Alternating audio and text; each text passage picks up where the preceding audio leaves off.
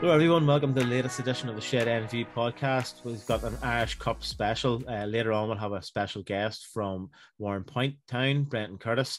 But for the minute, it's me and Ali. And you may have noticed that we are not in our studio in the viewing lounge at the showgrounds. We're both doing it from our requisite houses because some dickhead decided to contract COVID over the festive period. Which is you, by the way, not me. That's me. That's me. I like to point that out. But yeah, hopefully I should be good to go to support the team on Saturday at the Irish Cup game. So we'll touch on the Warrenpoint game at the weekend in a wee short while, but we've a couple of games to cover off from the last time we've been on. So we'll go to the furthest one back, which was the Ballyclare game at home on the 27th of December. Huge crowd. And the fear whenever we play in front of a huge crowd is, Ali? That we flop. And what do we do? We absolutely flopped. Yeah, it was one of those games where you just you sort of got the sense quite early on, or even probably certainly before half time, that it just wasn't going to be our day, especially when your guy sticks one in from about 35 yards. You know, it was a frustrating one because they defended very well, to be fair, after that.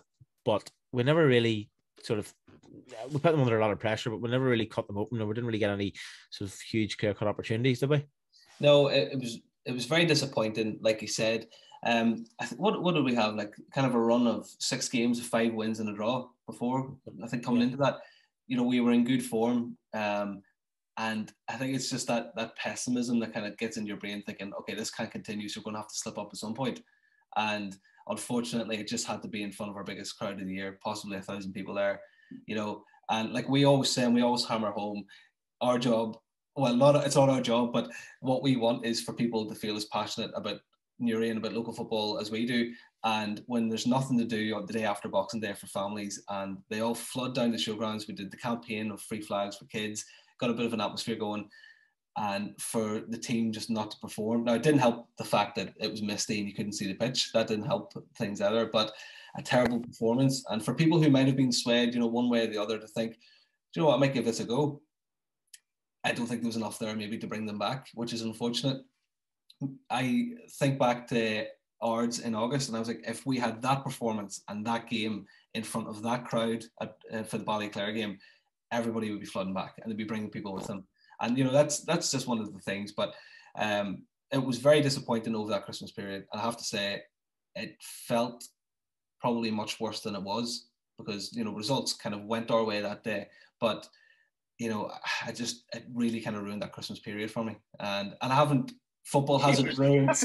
That's a strong comment. It ruined your Christmas. I think it did. It didn't ruin Christmas, didn't ruin Boxing Day. They were good days, thankfully. But it was just those few days after, I think, because you were just looking around thinking, oh, that was just a chance. And I think what I was so disappointed at was that it was an opportunity to show people why we love it. And we just didn't. And it's hard to kind of point the finger at anyone. It was just a collective team. It was just a poor performance. Yeah, I mean, that's the thing. It was just all over, you know, things just didn't happen. And you do get days like that. I mean, obviously don't want too many days like that. And, you know, at the same time, whenever you do have days like that, we've had 2 or 3 of them maybe this season, you know, despite how well we've been performing.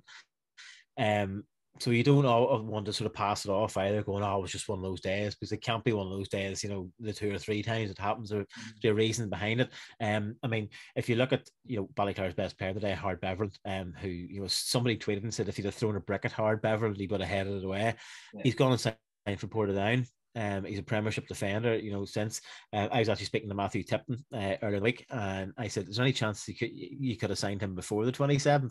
He says, oh, we've had him tied up for the last month. I was like, great. But he still played against us and defending. But, you know, it was one of those days, and you have to commend Ballyclare. I mean, they're not I personally, I don't think they're a great footballing side, but in terms of being organised, they were in a really bad run as well. Mm-hmm. And they organised themselves. They got the goal, which was, you know, depends what way you want to look at it. Was it a freak strike, or was it a great strike? I mean, it's probably a combination of the two. But, you know, then they got organised and they defended, and, you know, we had a lot of pressure, but you know, as teams tend to do, sit back and they get tight and they don't allow us really any space, which is obviously what any players want. But it was one of those days. It was one of those days. It was a really frustrating day. I know exactly what you mean by it ruining your Christmas. Because I'm miserable at the best of times, but I was miserable to get after that. Yeah. I had to go and work for the next 2 days for a 12-hour shift. So it was annoying. And then then to top it off, later on in the week, going, it's all right, we'll get our result back up in the institute. Can't wait to travel up the road. It'll be a good day out, blah blah. And then I got COVID and I had to sit in the house. So I'll let you. It was a crap week all around. So I'll let you run through the delights of the Brandywell. I suppose just before going to the Brandywell, though, I think what Ballyclare did really well. Now, as you said, they're not a great team, but it's what teams tend to do against us. They can waste time really well. They can go down. They can, every trick in the book is something that we're just not good at. We're not clued into. And it's something I think that we need to take from these games of, if it's a tight 1-0 game and you're tackled or something, hit the ground, waste the time. Don't be afraid of doing that. It's part of football. It's a dark art, like people say, but everybody does it against us. And there's no shame in doing that when it's one of those games. We need to kind of learn that dark art. But anyway, going to the Brandywell, I didn't feel overly optimistic after seeing the performance. I think if it was a 1-0 where it was a good performance, you'd be thinking, okay, we'll be all right. But going up to the Brandywell, we started off really well and looked great. I would say for the first 10, 15 minutes, John shot from 30 yards. Dingo had a good effort. Kelly was a handful. Donnelly was doing well just in behind them. And it looked like, okay, do you know what? I think if we get a goal here, this is going to be comfortable enough. It was very windy conditions. And a few times their keeper was kicking the ball and the ball was literally coming back. Connolly was kicking the ball. It was coming back at him. And you kind of knew that it's one of those games where you're going to have to score and take your opportunity because the conditions aren't great. But in saying that, like we always tend to do, if we don't score within 20 to 30 minutes, it's almost like a panic sets in, like, oh, we should be ahead here after the possession that we've had, and we didn't. And, their number 9 was absolutely fantastic. I think his name's McLaughlin. He was fantastic at holding the ball up. He was just a real nuisance, was getting in everybody's face. He was brilliant. At half time, we were kind of asking everyone who he was. But in the second half, Stu came out and didn't offer anything. It just became one of those games where we knew it was going to be 0-0. Looking at it, Dingo gets a penalty, unfortunately misses it. Noel Healy was fouled for the penalty. Dingo stepped up. And there was such a weight between the foul and the penalty being taken. It must have been 2 to 3 minutes. And days like that, you're just like, every second counts. And I was sure Dingo just wanted to get up and smash it home. Fortunately, side-footed it. Keeper saved it. Good save. No complaints there. But to be honest, I don't feel like we deserved it. We didn't have many shots on target. We just didn't do enough to win it. And from being in an 8-point lead, we have 6 now. Loughgall obviously have 2 games in hand, which could cut it to 4. But it's just that fear of, is it complacency at 8 points, or is it just, maybe we're not as good as we thought we were, and this is a wake-up call that we need. I don't know if there's any correlation between it, but the last time we played Queens and beat them down in the dub, we ended up going on that run where we didn't, was it 4 games without a win? Now we're in this, we beat Queens and we're going on a run. Like, I'm not superstitious, don't believe in any of that, but it's just funny how that correlation has happened. Do you have any middle ground? Because earlier in the season you were saying we were going to walk the league, and now you're all now the doom monger saying we're going to go on a bad run. Like, you can sort of find a bit of balance here. No, like, I'm always very positive when it comes to football. I mean, I'm saying this smiling because it is football and it's the results and it's the league that we're in. And Stute don't look like a second from bottom team. I don't know what's happened there this season. It was a bad start that they've been trying to catch up on, but they don't look like a second from bottom team. They are a decent side and they know how to stay compact and make it difficult for you, which is exactly what teams do against us. But, we've bemoaned this a few times before, and we usually do it when we win, so it doesn't sound like we're sour, but the refereeing standards just were not up to it. I don't think, again, yellow cards were dished out left, right and centre, and the game just wasn't allowed to flow, and that doesn't help in games like that, and obviously we'll get more annoyed because things aren't going our way, but it just felt like having a referee from Derry referee in Derry with a team from Derry, it's kind of like, what can you do? But it was a strange decision. But for us, you can't point fingers. It's in our hands. we still have a lead. It's not the end of the world. We've got a few point lead. So it's just a case of, getting back on it and hopefully rectifying this. And, at the end of the day, you're playing two teams from the bottom of the table. You've got 1 point out of those. And if you go back to the Queen's game, it's 1 goal in 3 games against teams in the bottom half, which just isn't good enough if you want to win the league. That should be 9 points with comfortable wins there. Well, yeah, it certainly should be putting the ball in the back of the net a wee bit more. And you'd expect at a bare minimum probably of 7 points out of those 3 games. But yeah, I think everybody was looking at those 3 games going, it's a massive opportunity to get 9. But, to coin a phrase often used by celebrities, it is what it is. That's celebrity reality TV stars. But before we'll have a quick chat about the Warrenpoint game before special guest Brandy Curtis joins us. But a bit of breaking news as we're recording here. We've announced we've announced one new sign anyway, and that's Lorcan Ford, a guy who he's from Newry. He'll be well known to a lot of people in the area. Obviously, a former Warrenpoint player, and did really well there before going to Linfield. And for one reason or another, it just never sort of happened for him. With injuries and things like that. I think he sort of went there and got injured quite early on.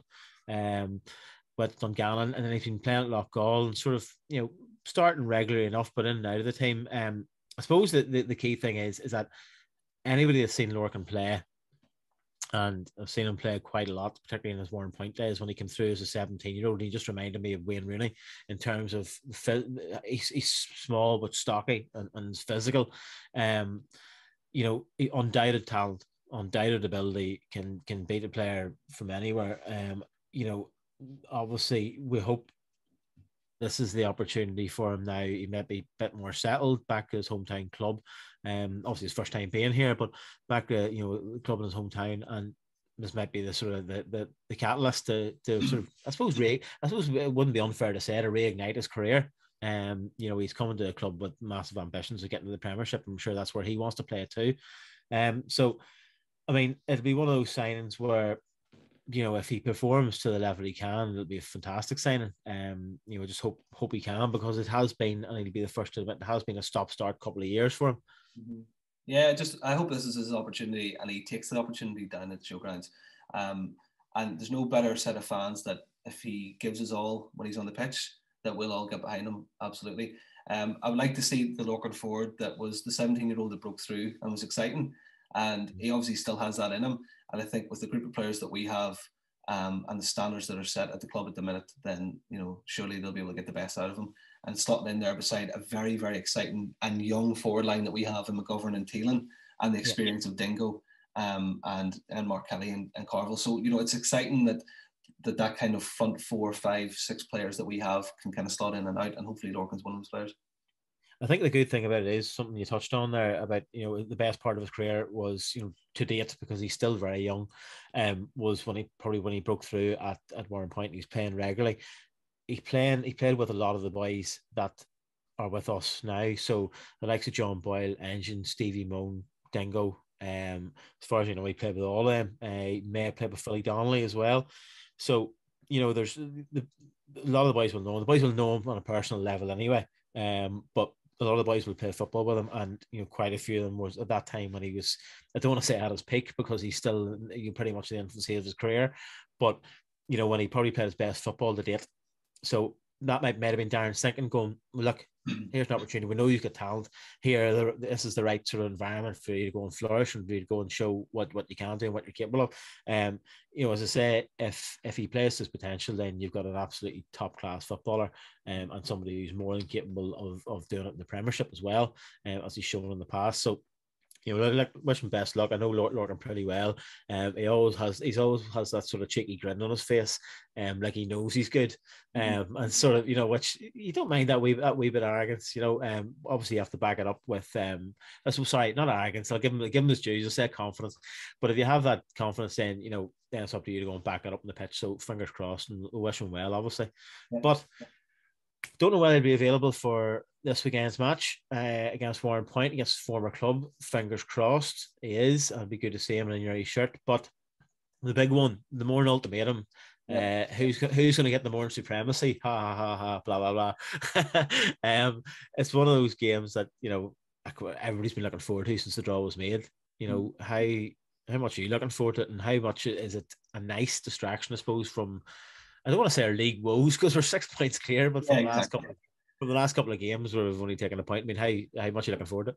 Yeah, I'm really looking forward to it, and I think it's a good opportunity to forget about the league for a bit. We were knocked out of the League Cup in the first round by Warrenpoint, and since then it's all been league. So it'd be nice to actually get a breakaway, and it's something I think we're due a run in the Irish Cup. I think it'd be something nice. You go into the Irish Cup and you never think that you're going to win it, but a run would be nice, and I think it's a good opportunity out of all the teams we could have been picked against. And they'll be thinking the same. It's a good opportunity to actually get that run going, starting off at Milltown and possibly ending at Windsor. But who knows where we might go. It's always hard to say, and I'm afraid to say anything anymore and give predictions because constantly, the minute we step up, somebody's tweet me or text me saying, "Oh, I'm going to walk it," or yes. But look, I'm not going to give a full-on prediction because these games, like we completely dominated that game at the showground back in September. Yeah, and ended up losing it, and they're just too difficult to call. But what I will say is, I think we're going to bring a huge support down there. I think the fans, our away support has been fantastic this year. Our away form has been very good this year. So I'm happier that the game's at Milltown than I am that the game's at the showgrounds. And I think with the amount of fans that we're going to bring and the fans that they kind of from Warrenpoint that will go down to see them, it should be packed out. It should be a good atmosphere and a proper Irish Cup game, which is what I'm looking forward to. Yeah, I think everybody is. I mean, as well, I'm sure we'll touch on with Brandy later. There'll be friendly banter. There'll be a lot of piss taking, a lot of slagging and stuff. And I'm sure for 90 minutes, like the boys will be on the pitch, we'll just be dishing out abuse, and they'll be dishing out abuse back and stuff like that. And then after the game, we'll be like, fair enough, there'll be a bit of slagging, but it's probably a friendly rivalry type thing. And hopefully, look, as much as we want to turn out and say, "Oh, I hope Warrenpoint get down and your ego up," and yada yada yada, I think if we're looking longer term here and we're looking at the bigger picture, I think we want obviously one of these teams is one of the either ourselves or Warrenpoint are going to go out of the cup on Saturday, but it'd be nice to see us getting promoted and Warrenpoint staying up so we can have these games on a regular basis, and where we nearly push each other on. Yeah, because where else are you going to sell? Maybe 2,000, 3,000 tickets for a game. Yeah. Which we can do when our two teams play each other. So, as much as you do think, oh, hopefully they go down and we go up, but it is important. And you see that with rivalries all over the world, like that you need that other half to kind of complete it. And the games we look forward to, like look at how excited we are for Saturday. Yeah. And it's only the second time that we've played them this season, but I think it'll be good. And I'm just looking forward to actually getting a break from the league for a wee while and not having that pressure, that constant pressure of we need to win, we need to keep this lead up, or we need to catch up. So it's just a free hit. It's a free hit. It's a free, and the good thing is it's a free hit for both teams because obviously we're opposite ends of the scale. I feel like we're playing reasonably well and have a bit of a gap at the top of the championship. Warrenpoint have been struggling of late, and are sitting at the bottom of the Premiership. So in theory there isn't really the distinction of favourites and underdogs. I'm sure Warrenpoint will win as favourites as the home team and the Premiership team. Mm-hmm. But there isn't really that distinction for this game, and I think the more I think about it, I probably agree with you in terms of having that break from league action. That's obviously you'd like to think that would be the same for the players, where there isn't that, because the league's are bread and butter, and there is that sort of that constant pressure on you to keep winning for different reasons for both clubs. I think from a supporter's perspective as well, even in the last 20 minutes of the match on the 27th against Ballyclare, I was pacing around going, it's a disaster if we lose this, you know what I mean? And it's not a disaster because you're only just past the halfway point of the season. Yeah. But on Saturday, I don't think you'll have that. You'll have if you're 1-0 down, get into the last couple of minutes, you'll be willing the team on. But really you'll be sitting afterwards going, you know what, it's disappointing, we lost, but we go, right, draw a line under it, that's it, done. No impact on your season. Yeah. No, and let's be quite frank. I know Warrenpoint got to the semi-finals of the Irish Cup a few years ago, and were beaten by Ballymallard when they would have been expected to win. But it's highly unlikely that either of us are going to go and win the Irish Cup. Now, that's not to say you don't perform, but it's like, as you say, it isn't going to have a massive impact on your season. It's bragging rights. It's pure bragging rights. It's like somebody had set up a winner takes all sort of friendly, Yeah. you know what I mean? And just for a bit of crack. So I'm looking forward to getting back out to a bloody game. I'm quite frankly looking forward to getting back out of the house. Getting fresh air. But you know, and don't worry, if anybody sees me, I won't be going out until I'm clear of infection. So feel free to come over and have a chat, shout abuse, whatever you want to do. Like, you know. Well, one thing I would like to see for Saturday is, in us saying that it's a free hit, obviously Darren and Barry Gray will have different ideas in that. You know, they'll want to win and they'll want to get bragging rights over each other. But the one thing I would like to see is maybe changing the team up. I think it's an opportunity to give that a shot and see if it works, you know, because we have had a set kind of formation and a set team for the past wee while, which can go stale. I would like to see some of the players that are on the periphery be brought in, maybe give them a run out, give them a go. And I would like to see John McGovern pushing up through the middle and possibly starting up front, because he plays up there for the under-21s for Northern Ireland. That's kind of where they put him in as a forward. He played well for us there last season before the season was called. I think it would be nice to see him back up there. Just give him an opportunity and see what he can do. I mean, are you talking about through the middle as a centre forward? Yeah. I would like to see him up there. It's just, I mean, and I think John, by his own admission, I mean, the Ards away game was always one that stuck out for me. That was the last time he played. He started the game anyway, straight through the middle. And he up against Rory O'Hare, who's his down under 20s teammate. It was a frustrating night for John. We didn't play to his strengths either. I think John needs to be in a front three as opposed to being as an attacking midfielder.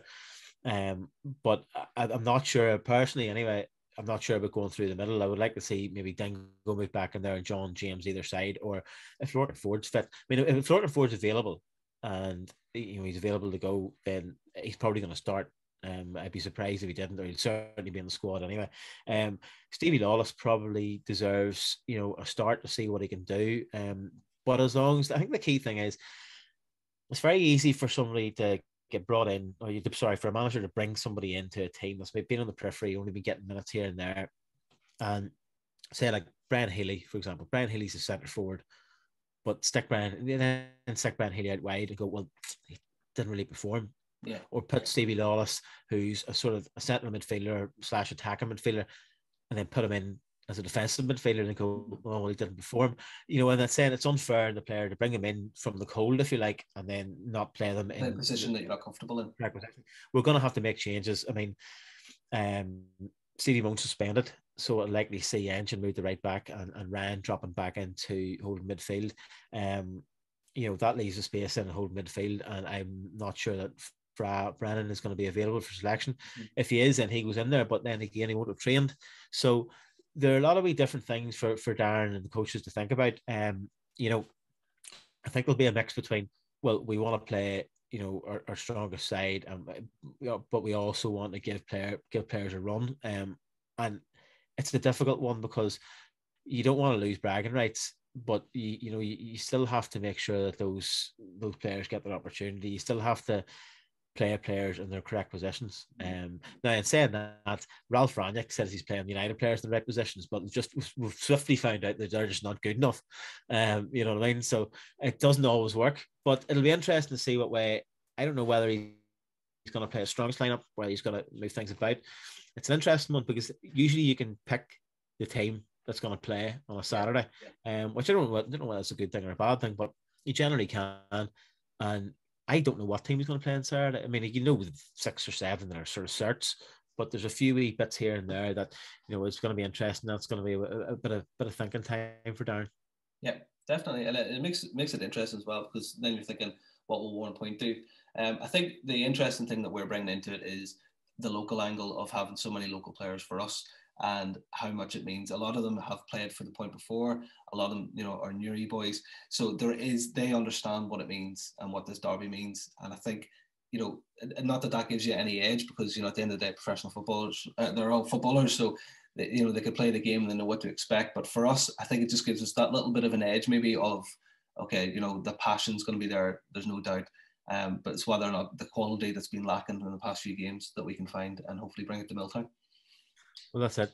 Passion's one thing, but you have to have the quality there to back it up. So fingers crossed, and look, hopefully it's a big crowd, and we'll be looking forward to seeing all our Warrenpoint friends on Saturday, and one of them will be on the show in the second part.